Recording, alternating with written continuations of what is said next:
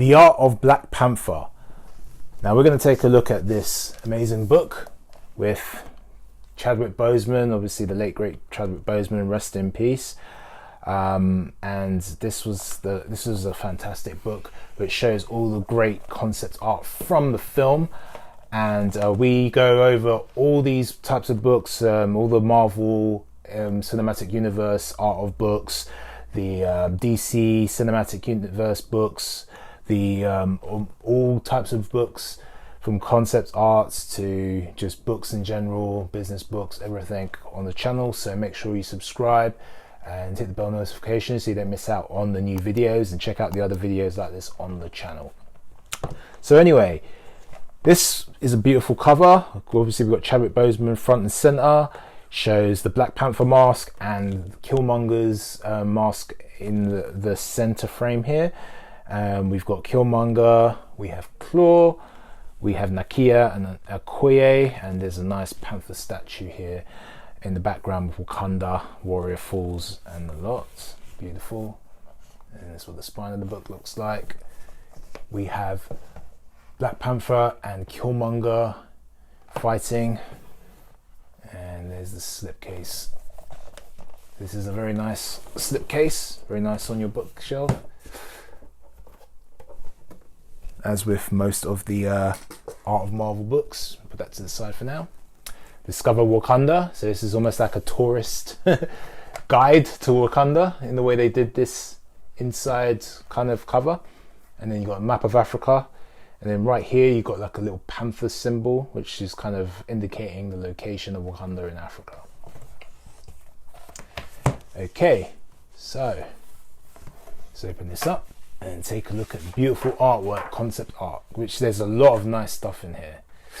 Some beautiful African concept art or African art to decorate the book. Black Panther. Love this view of the panther looking over Wakanda.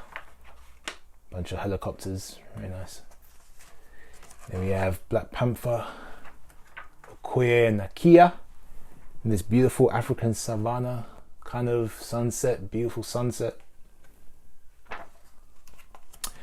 Here we got the director Ryan Coogler and the late great Stan Lee. And I think this was his cameo role in the casino, where they're just having a discussion. Now this is really good because Ryan Coogler just talks about the film, the process, how they did all the research for the African material. They visited Africa before they made the film, and they did a lot of good research in this film.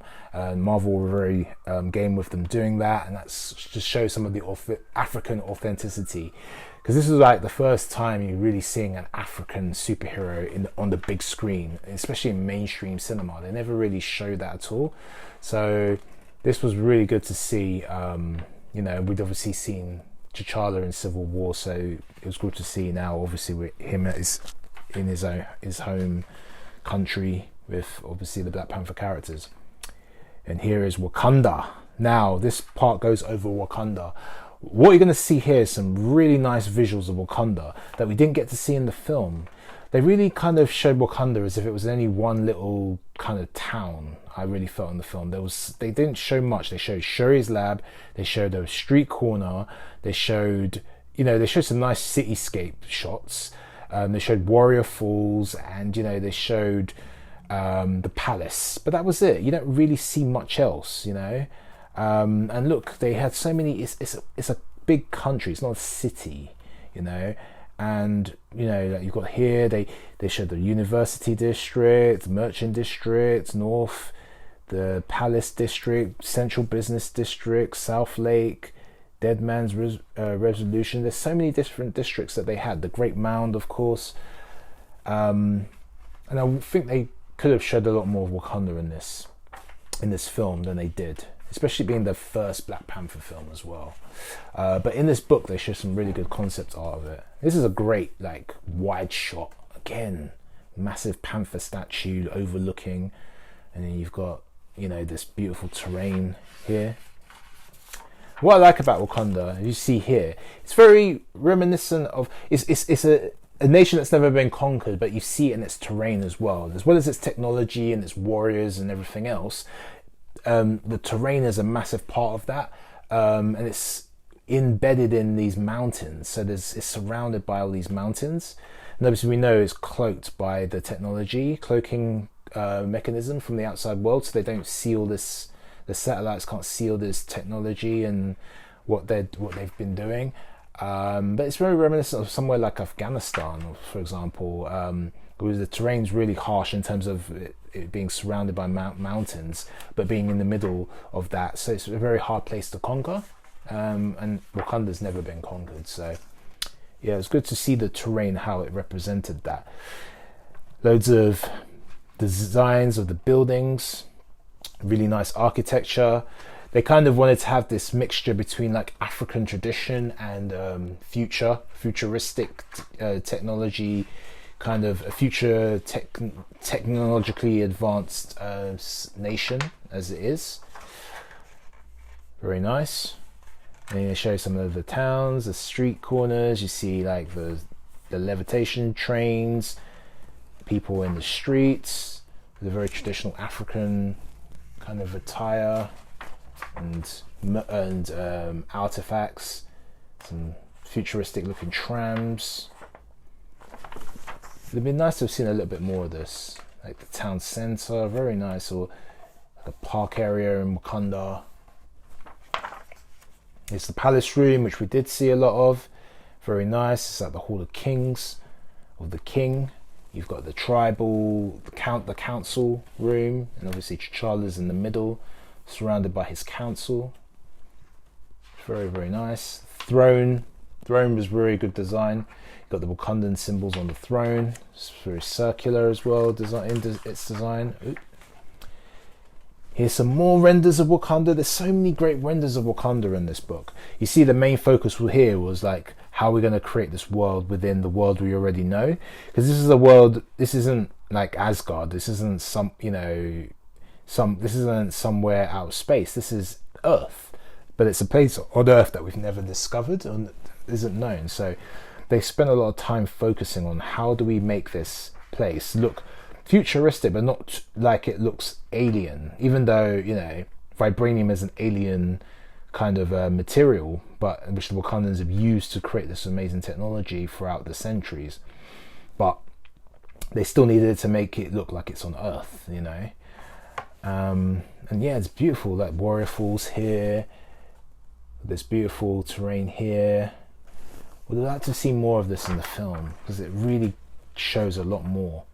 Then the Wakandan tribes, it goes into, look, here's the terrain where Wakanda is. You've got Rwanda and Uganda on this side, and the DRT on this side.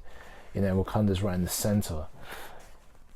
So they have different tribes, and they have these designs for the different tribes people. Really good, especially the warriors. Very Egyptian-like here design, but there's a lot of traditional African weapons like these throwing knives. If you go to the British Museum, you'll see, and you go to the Africa section, you'll see these kind of weapons. So you see how authentic this really is, you know, like these throwing knives here, and African warriors, African martial arts, you know, going into looking at those tribal things that are in Africa, the costumes. Very nice.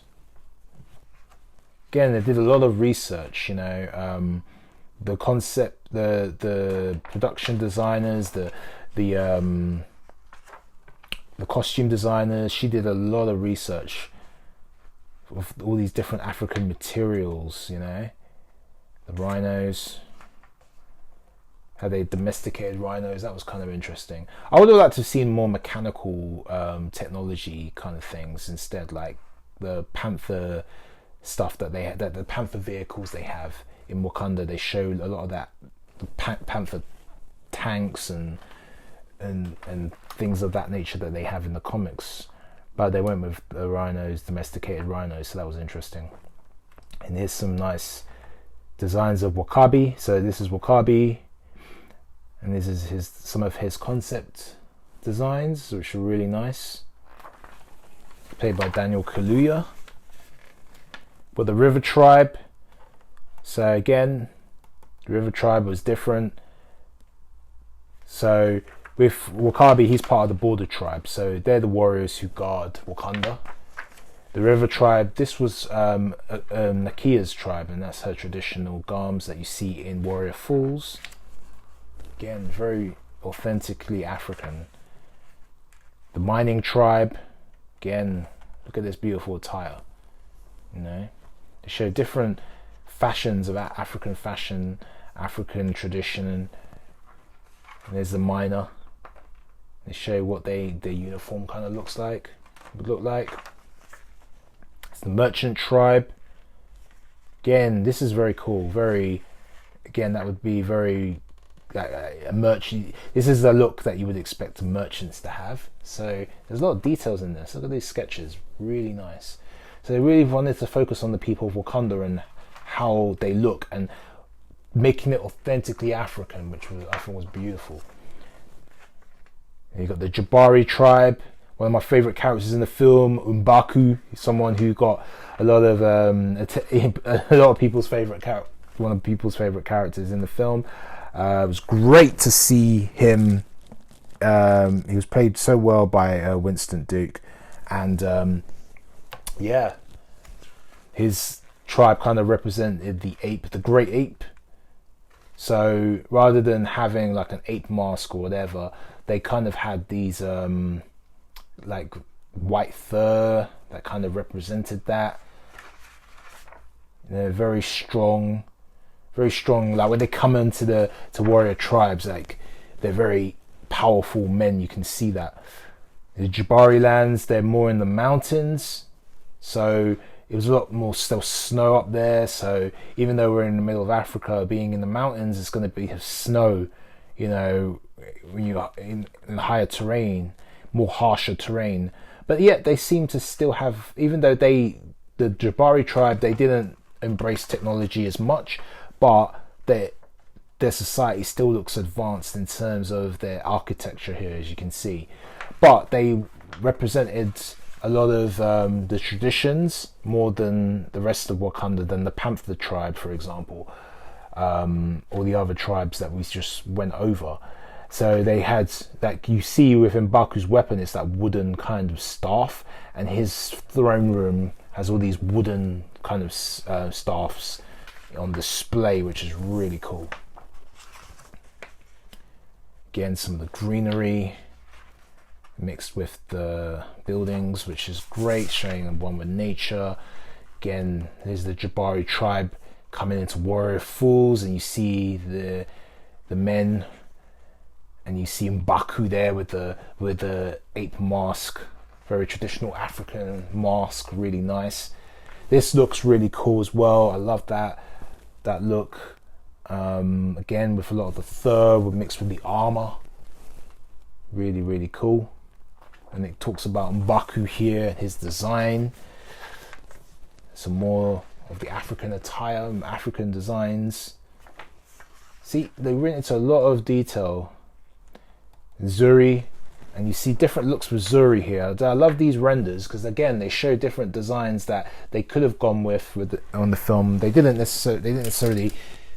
go with these, but you know, so they show like obviously different designs that they could have gone with Zuri, different looks, you know. So you see some of the potential designs they could have gone with in the film, which is really good to see. You see the different styles of hair.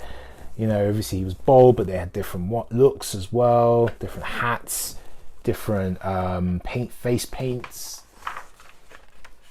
different masks. These masks are really nice, really artistic.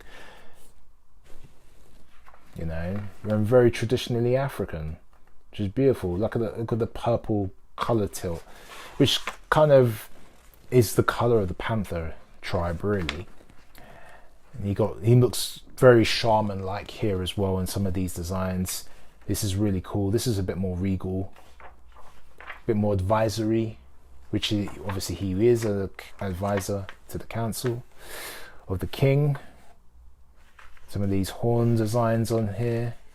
This looks very Native American a little bit, like in terms of this design, but again, we're all connected. So some of these traditional African designs reminisce some other cultures that you might see as well, because especially the connection of Africa to everybody on the planet. So here's some of the terrain outside of Wakanda, and that's just near the Great Mound actually, and Shuri's lab. So Shuri's lab's within the Great Mound where the vibranium crashed. Mount Bashinga. Bashinga is the first Black Panther, who the Panther goddess Bas anointed the first Black Panther, then the protector of Wakanda. This is really cool as well, like showing the Panther statue within the terrain, and then there's this train leading into the Great Mound, where the vibranium, the main vibranium resource is mined and where it's resourced. And then you see inside Shuri's lab, it's kind of deep underground within the Great Mound. Some of these nice tribal pieces of art in her laboratory we see, which is really cool. Here's some of the scientists working in the lab and within the Great Mound. And again, showing how deep that this mountain is, full of vibranium. You see when Everett Ross, when he wakes up in her lab and he looks in amazement at all the vibranium, because he's just seeing billions or trillions and trillions of dollars worth of vibranium just there, and just powering the whole, nation really. There's so much of it, like before the outside world, like the most vibranium they've seen is Captain America's shield, which is made of vibranium, of course. And you see the Tandem fighters, like here's some design of that. So they really go into in this book that the world building of Wakanda, as you see, before we even looking at T'Challa and the Black Panther, they really go into that, because obviously with Civil War we'd already looked at and check out the Civil War, the Art of Civil War book, flick through on the channel. You'll see they went over the Black Panther design there, but obviously it evolved in this film. But they focus here mainly on Wakanda and the design of Wakanda, because it is a new world we're building. The vibranium, it goes over the vibranium within the mind, and the train system, which is interesting. The train kind of levitates and I think operates on similar to like magnets. So it's like a high-speed train system. And here's how the vibranium is stored. You saw something similar in Age of Ultron when Ultron and Claw were stealing the vibranium. When Claw was trying to sell or selling the stolen vibranium to Ultron. You got this drone here, which looks very similar to a DJI Aspire drone, which is a filmmaking drone, which is really cool. Looks very similar in design. Some more drones. Now we get onto the legacy of the Black Panther. So now what I like about this is we get to see loads of different designs, both of T'Challa and T'Chaka, his father, which is really cool. So the dawn of a legend. Love this terrain, the jungle terrain. Here's T'Chaka's design, which I like more than T'Challa's design, because it shows this really traditional African kind of robe here, which is awesome. So we start off with T'Chaka, very regal. Got the golden kind of highlights within the black, or the black and the gold highlights. Here it's still silver, but this is the mask they ended up going with, which is great because it looks very different to T'Challa's mask. That's very similar to T'Challa, but to distinguish the difference between the two, I like the fact they went with this design with T'Chaka in the movie, and that was really cool. You see him obviously at the beginning of the movie in the Killmonger flashback in the United States. And here we see the younger T'Chaka, his different designs that they had. This one is more reminiscent of when Black Panther was took over Daredevil in Man Without Fear. There's a Most Dangerous Man Alive, I think it's called. I forget what the series is called. Leave the comments in the comment section below if you remember the series that when Black Panther took over the Daredevil role, when Matt Murdock basically took a break, T'Challa took over Daredevil. So it's kind of reminiscent of that. There's one with the cloak, which is a very traditional Black Panther outfit you see. Very nice designs. There's one where it's showing his mouth, almost kind of Batman-esque. I like the fact that the face is completely covered though, because like it makes sense because it's armor. If bullets are flying, you don't want to have targets. I know Batman does, but yeah, still, it makes more sense that, you know, you would have your face covered completely with the vibranium. And there he is with the cloak. We'd like to see that in future movies if they ever do continue with T'Challa. I would like to see that look on T'Challa. And some more, again, they mixed a lot of the traditional African attire with the Black Panther costume with T'Chaka, as you can see here. It's really cool. Here's with more armored look, but still with the traditional robes around the Black Panther outfit, which is really, really nice. Yeah, I think it just represents a more traditional Black Panther. That T'Chaka was obviously from an older age, so they wanted to show more of a traditional African attire within his Black Panther outfit. It makes him look a lot more regal as well. Because when T'Challa takes over as Black Panther, he's not king yet. The King and the Black Panther are two different roles within the MCU, the Marvel Cinematic Universe. It's not like the comics where the King and the Black Panther are the same thing. Because in Civil War, you saw he was already the Black Panther, and they actually explained that he's already been the Black Panther before, for several years, while his father was still king. But his father was like too old to continue as the Black Panther. Now you see the Hall of Kings. Now this is something I wish I'd seen more of. Look at the beautiful terrain here. They didn't show this, like a nice establishing shot like this, where there's beautiful. I remember seeing the concept art previews, and they showed all this, and I was like, wow, I can't wait to see this in the film. And they just went straight to T'Challa in the sandpit. They didn't show any of this. Like, this is an established place. It's really important. Like, they call it the Necropolis, the city of the dead in the comics, but it's a place where the kings go to the Ancestral Plane. Like, here it was really good because they showed, like, look, they showed the entry of the cave. They showed the surroundings. They showed, like, one of the deleted scenes. They did show T'Challa as a young boy, like you see here, sneaking in to have a look with T'Chaka. When T'Chaka was there. Look at how beautiful this is. Like, all of these nice designs here, the African masks in the caves. Look at this, all of this. They didn't show any of this in the film. It was really disappointing for me that they didn't do that. You know, because this is an important place, and it's important to establish and to show all this beauty of Wakanda, and also this all means something. It's all part of their tradition, you know. Here, look at this, how that looks with all the panthers. It's very regal, really epic looking. And here's the Ancestral Plane. Again, going into another dimension. This was beautifully shot in the film. I did really like this. And how the panther's spirits represented the past kings. Very nice. It's like almost like a beautiful savannah, but just like Elseworld. And here's that scene where T'Challa is speaking with T'Chaka as he approaches as a panther spirit before he forms into the human form that we're used to seeing. And there he is with T'Challa in the fields. So, such a nice scene, such a great scene. And here is the man himself. Finally, page 114, we finally get to T'Challa. And we see all these nice designs of him in his regal African attire. Very nice.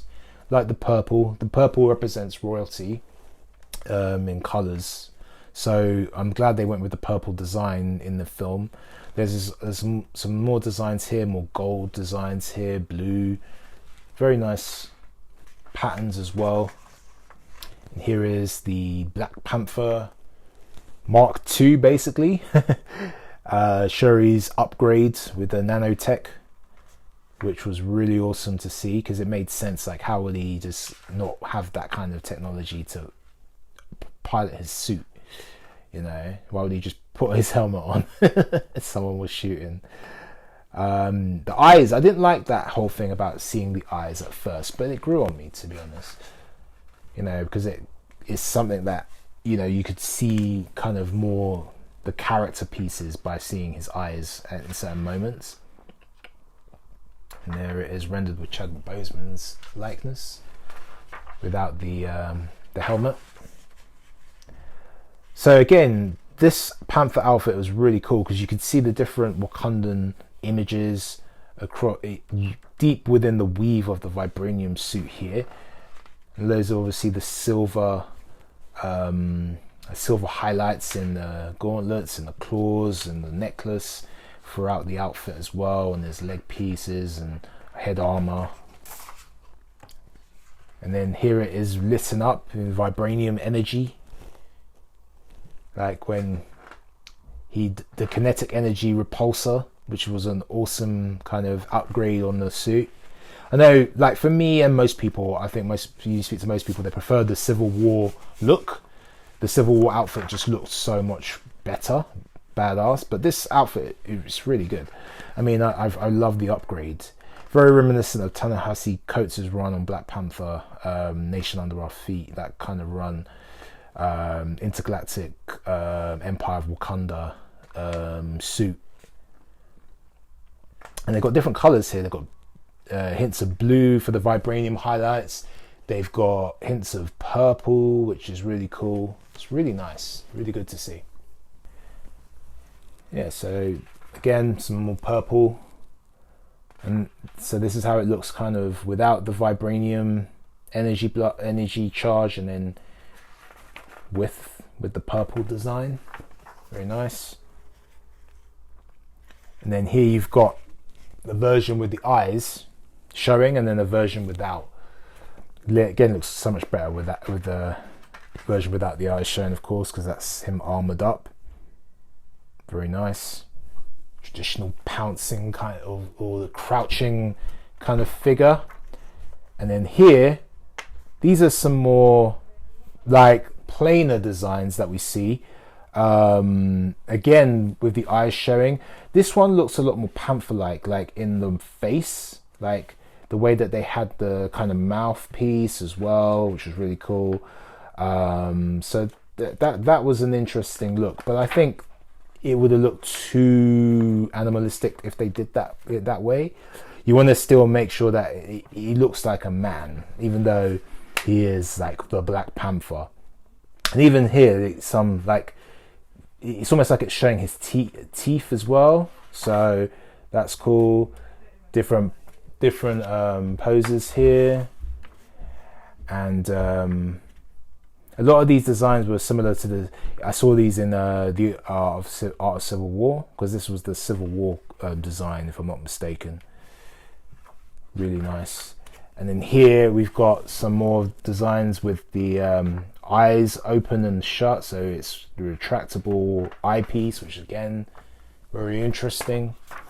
I wanted to see the character piece, you know. I think they wanted to show T'Challa like character moments, and you can tell from the eyes, which is why they reveal his eyes in so many of these pieces. Again, they've got here with the mouthpiece showing, so his lips and his jaws revealed. That's a really nice piece. Again, you've got kind of like almost like teeth, but not quite.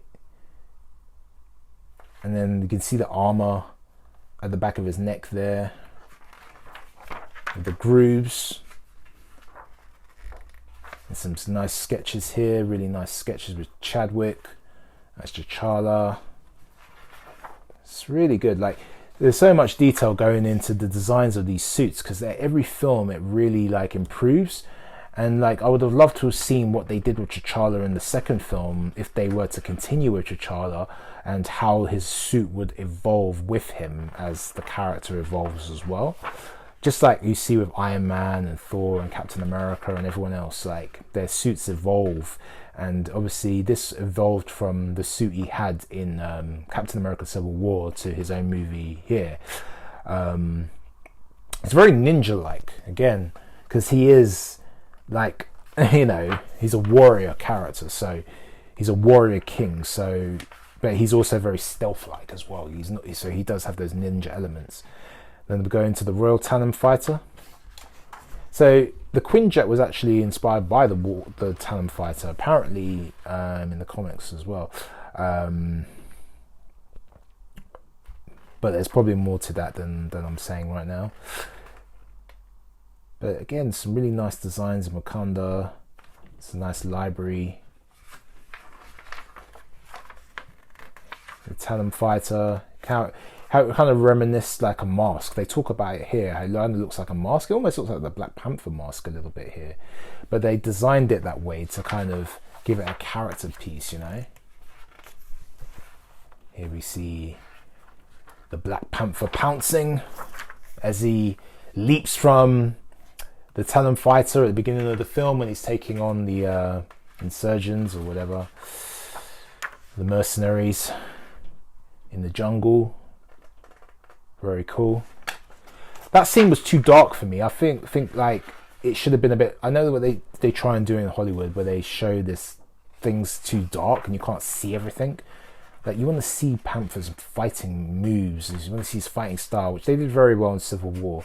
I was a little bit disappointed with the fighting in this. It's almost like it was a downgrade from Civil War. They should have brought the same stunt team that they had in Civil War in this film to improve on what they did in Civil War, instead of doing the CGI stuff that they did, which was, you know, really terrible. They didn't need to do that. With the Killmonger fight at the end specifically, when they were both the Panthers in the cave, that was way too CGI. Some nice concept art with soldiers, the Panther in the jungle, really nice. Some really nice concepts here. Look, so we got the Panther leading the Dora Milaje in battle with the Border Tribe at the end. Love this piece by Ryan Meredith. Would love to get this art piece printed. Sideshow Collectibles did this. I think there's like only 125 of them printed in the world. It's a really, really nice piece there. You've obviously got Chadwick front and center, the Black Panther mask in the background, that purple tint, and you've got Killmonger, Okoye and Nakia there. It's really, really nice piece. I really love that piece. One of the best concept art pieces. Warrior Women of Wakanda, so it goes into the women of Wakanda, mainly the Dora Milaje, of course, which are the brides, supposed to be the brides of T'Challa, not just his guard. They didn't kind of do that in the movie, which I'm disappointed by, because I think they needed to keep. I think they should have kept those traditions, like, because, you know, that's part of the Wakandan culture. And Nakia was obsessed with T'Challa in the comics, not the other way around. So they kind of weakened T'Challa a lot in those elements, I think, which was a bit of a shame. Nothing to do with Chadwick, of course, his performances was great, but it's just some of those story elements I didn't like. The changes from the comic. Anyway, here's some really nice designs for, Nakia. Really nice. She's very masked up there, which is really interesting. And here's some of the Komoyo beads, which are like the communication, almost like mobile phones, but they also do a lot of other things that every Wakandan kind of has. Love this design with Okoye and the Falcon. Very nice. And she's got a masked version there. Very nice looking scene here. Some of the tribal people. Then it goes over Okoye's design. Again, she was like the second in command, really. She's the second best warrior, only to T'Challa in Wakanda. And they really showed her fight scenes were really good in this film, you know. They really did pay attention to her and her fight scenes in this film. That's an interesting look with the mask on, but I think they probably wanted to show her face. It's an interesting look with the tattoos all over her head and face. Again, these were very African inspired, or like different tribes in Africa.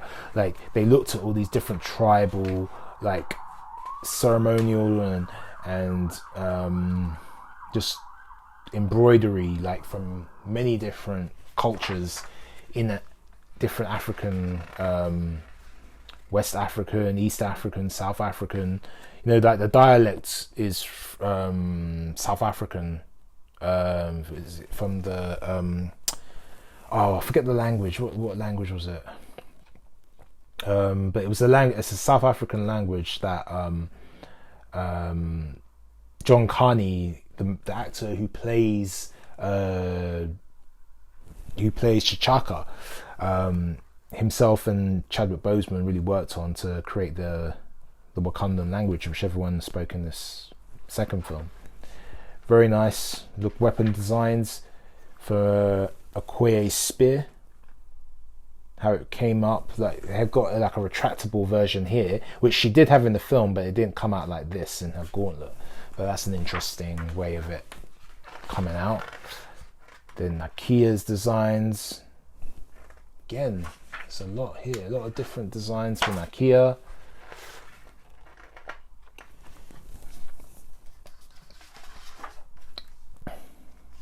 Very nice. But I like the way they have the masked and the unmasked version. They went with the unmasked obviously because I think they obviously want to show the actor's face, but it's nice to see they had those different ideologies of the or different designs for the character that they wanted to do. Again, she's masked up here. Again, she's a war dog, as they call it, so she's out doing espionage for Wakanda, so she would be covered up and in espionage kind of attire. Morimonda, Queen of Morimonda, so this is T'Challa and Shuri's mother. Again, very regal outfits. And you got Shuri with her panther gauntlets. So with Shuri, they obviously didn't do the same Shuri that's in the comics, because in the comics she's a warrior, she's not a science geek. T'Challa's actually the science geek. She's always trying to become the new Black Panther and to overtake him as Black Panther. Hence she eventually does become Black Panther, and they actually become Black Panther at the same time. She becomes Queen of Wakanda, but T'Challa still remains as a Black Panther, and there's two of them at one point. And I don't think that they should make her the Black Panther in the films, because she's not that same character that she is in the comics. And you know, T'Challa hasn't had 3 films like the other Avengers characters have had and are getting, for her to then take over as Black Panther. I think we need 3 films with T'Challa before we can even think about her becoming Black Panther. I think definitely not in the second film. She's not a warrior. she would need to take on some. You'd have to see her taking on some training first and become more of a warrior princess like she is in the comics, because she's the science geek. The thing I didn't like about her portrayal as well is that they made her too smart. They made her, it was almost like she invented Wakanda. Like she's the one who created the lab. She's the one who heals Everett Ross when he has the spine injury. She's the one who did all the technology. They don't show anyone else, but Wakanda's like a nation full of smart people. It's not just one person. And again, T'Challa is the smartest person in Wakanda, but they took that all and gave it to Shuri in this film. So they tried to kind of maintain her warrior status with the gauntlets, but she wasn't able to handle like Killmonger or all these other people. She's not really a warrior. She's more of the science geek in this. But it's interesting to see her Panther gauntlet designs. It's an interesting weapon. And it makes sense she would have a projectile weapon, again, because she's not a warrior.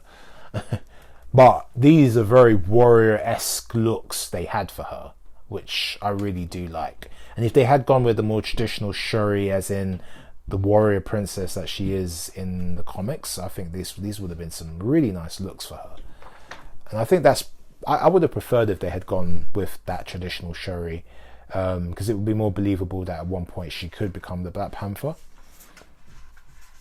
And some of these designs are really cool. I mean, I like the look they went with her in the end, but you know.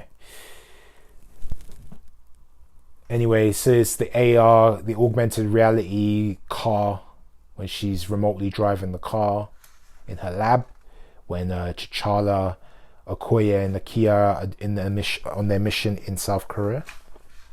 She's remotely accessing the car. Okay, so this is Killmonger. I like this scene in the museum with the African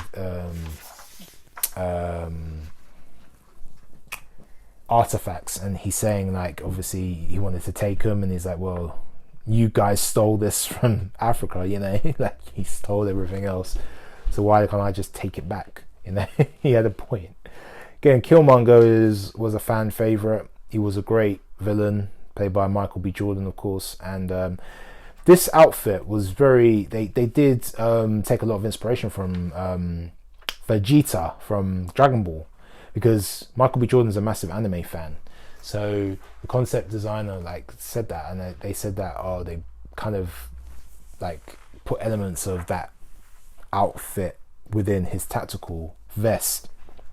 And if you look at a side by side of Vegeta and Killmonger in the movie, you'll see those inspirations there. So that's really cool, little Easter egg.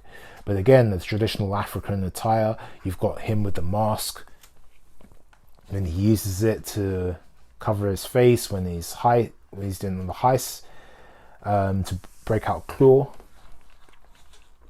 when he's captured by T'Challa and the team in South Korea. But yeah, I really like this look, because again, it's very reminiscent of his mask look in the comics, because there's some scenes in the comics with that where he's wearing this kind of mask with the horns and everything else. There's like him and T'Challa having some sword fights in some of the comics, and he's got a mask that looks like this, and he's got a golden armor, which again resembles his take on the Black Panther, or his version of the Black Panther, or the Leopard Panther, whatever you want to call it. I love this weapon as well. It's got that short spear. See that in a lot of Greek warriors as well.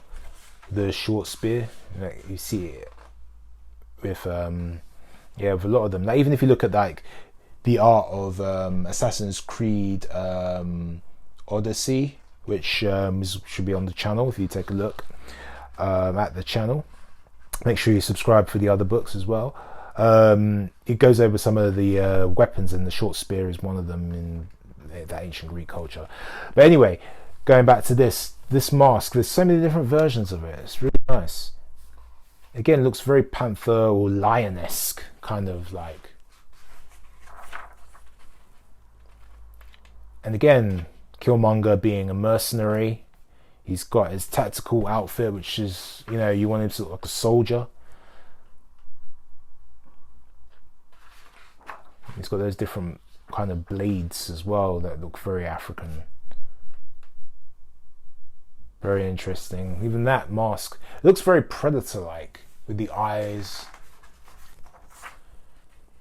And then we know that he scarred his body to mimic every time he took a kill. This tribal scarring is very similar to a lot of African culture.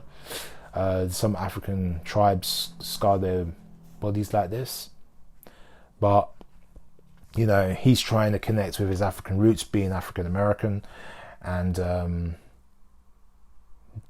being someone who was denied, you know, who his father was taken away from him, but he wasn't brought back to Wakanda. Look at these weapons, very traditional African weapons, really nice. They've got the sword and the short spear, showing some of the designs of Killmonger.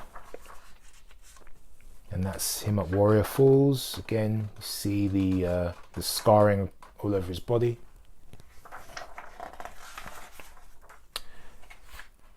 Very nice render here again. I love these sketches here as well of Killmonger. Killmonger with the mask, again very reminiscent of some of the scenes you see in some of the comics with this mask here and the armored look. Very cool. Very, very nice. And we've got Ulysses Claw made by Andy Serkis, and the arm, his claw, his arm, vibranium kind of blaster arm, which is really cool. He showed different iterations of how his arm worked, you know. I thought his performance in this was really good. I thought it was kind of underrated because obviously everyone was talking about Killmonger, but they were both good in this film. Obviously Killmonger was like the main guy, but Claw is a main Black Panther villain, and you know, I liked him from the moment I saw him in Age of Ultron. And then I like these different designs for Claw's mechanical arm, his sonic blaster. This is the one they went off in the end, where the hand kind of separates, and then you got the sonic blaster, which they said. I saw Ryan Coogler and the team kind of saying that it kind of got inspiration from like Wakanda, or stolen from like Wakandan miners. So they use the ultrasonic sound waves to kind of like mine the vibranium, which can be a sound amplifier as well. So they're showing like I love with Marvel, it's very science based. So they show the technological engineering behind his weapon and the details here. It's really good. And there's the chase with Black Panther chasing Claw in Busan, South Korea. Very nice here. Them both in combat. And look at this. Beautiful. Beautiful artwork. Battle for the Throne. And here we got Warrior Falls. This is great scenes. Some of the great scenes in the film were the Warrior Falls. Would like to see some more fight scenes here with some of the different tribes challenging T'Challa. Would have been good. There's the Dora Milaje and the Black Panther. And this really harsh terrain to have a fight scene, you know. You really see, look at this, really good, like in their traditional attire with the panther mask and the ape mask to represent the tribes. And obviously you see Black Panther with the Panther tribe ball kind of mask. I'd love to see a hot toy of this or a Marvel Legends of this. Like, why haven't they done that? Look at that. That's a great look for T'Challa. You know, his traditional warrior look, which is great again with the masks. Very African.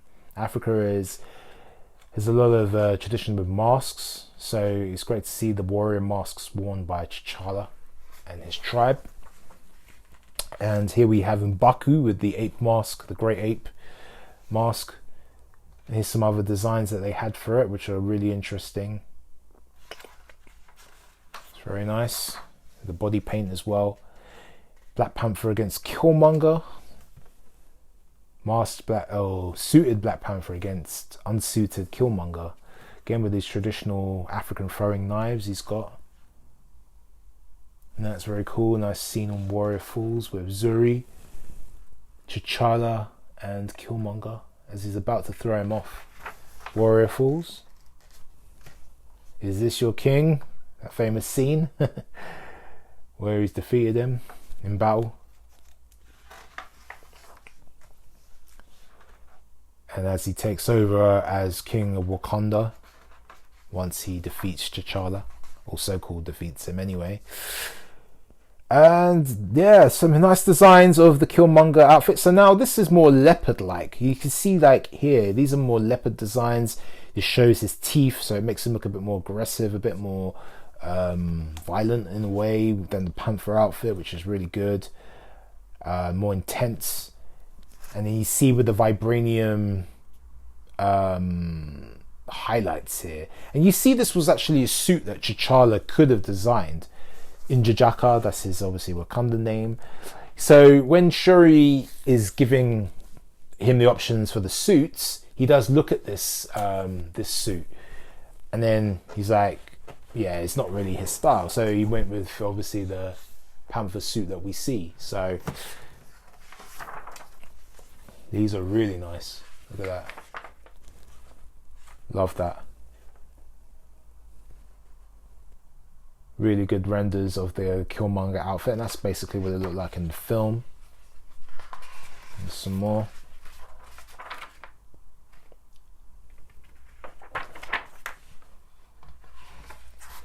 See now, like with the color scheme, I'm glad they went with the gold. Again, Black Panther kind of has that gold version, but I'm glad that they did that with for Killmonger, so you can obviously distinguish the difference between two of them, because you want two exact same Black Panthers. So that was good that they distinguished the difference there, you see. So you've got some more designs here without the eyepiece in some of these, which is nice. Got Killmonger and Panther facing off. Killmonger destroying Shuri and destroying her weapon. Obviously he's a better warrior. And the Rhinos, they look very mechanical. They actually looked quite mechanical in the film, and I think it would have been better if they had been mechanical rather than domesticated rhinos, I think. Even here, they're charging through. Very interesting. Shame we didn't see these rhinos in the Battle of Wakanda in Infinity War. It would have made sense that they would have used them in the battle, but they didn't. But again, I think they were shooting simultaneously at the same time, Infinity War and Black Panther, so there might have been some crossover that was missed. And yeah, so there's Wakabi being taken on by Okoye in the final battle between the Border Tribe and the Dora Milaje. It's one of the Border Tribe, it looks like, taking on the Talon Fighter, or is that the it looks like maybe it might be one of the Ape Tribe actually, taking on one of the Talon Fighters, as they were Killmonger had ordered them to, you know, go and destroy the Western world basically. And Panther versus Killmonger in the subterranean vibranium mound, the great mounds. Look at that, look how beautiful that is with all the blue highlights, all the vibranium, and they're fighting right, they're falling right in the middle of it. Panther and Killmonger's battle. The thing I didn't like about that battle, again, CG. I would have liked to have seen a pure martial arts fight between the two of them. You know, like just reminisce, just do the fighting like style that Panther had in Civil War. Like just more of that instead. Hopefully for the second one they can bring in like some of the better, I think maybe a better stunt team that can design the fights a little bit better. Because Panther is a warrior, you need to see that fighting style, and they did that so well in Civil War, but it wasn't done well in this film, unfortunately. Some of the fights were good, especially with Okoye. The first fight with T'Challa and Killmonger, Warrior Falls, was good, but some of it, like the end fight between N'Jaka and or Killmonger and Panther, not so good with the CGI. Love this look. Again, got afterwards by Ryan Meredith, was the head of visual design at Marvel. This was the first Black Panther render I remember seeing when they announced that Black Panther was going to be in the MCU, which I was so happy about. And that was the first image that I'd seen that was rendered by Ryan Meredith. And this is the look that he had in Captain America Civil War, which most people absolutely love this look for the character. Then we've got contribution bios, which is great, and acknowledgements, which is good. Someone shooting at the Black Panther in a helicopter, and the after credits. And then nice, beautiful African art. And back to the back, the back. So discover Wakanda. There we go. So that is the art of Black Panther. Make sure you check out this video, or these videos here, which goes over more of the Marvel books. There's plenty of them on the channel, so check them out. Or check out this video, you might enjoy as well.